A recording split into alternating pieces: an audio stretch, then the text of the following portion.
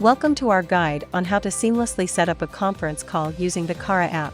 In this tutorial, we'll walk you through the steps to make a successful conference call utilizing the intuitive features of the Qara app's dashboard. On the dashboard, there are a few menus such as Recents, Directory, Keypad, and Messages.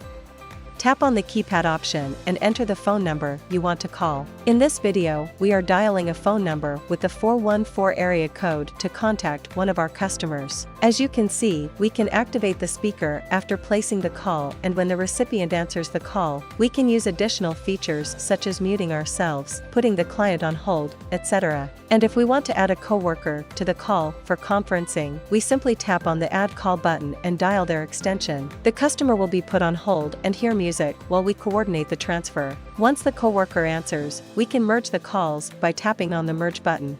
The call will then have 3 participants. To see who is on the call, we can tap on the inverted exclamation mark on the top of the screen, and if you want to end a participant's call, select the appropriate option. For example, we can end the client's call if we are finished talking and want to continue the conversation with our coworker, Jane. Armed with these insights, you're now well equipped to navigate the Qara app's dashboard and orchestrate effective conference calls that facilitate seamless communication.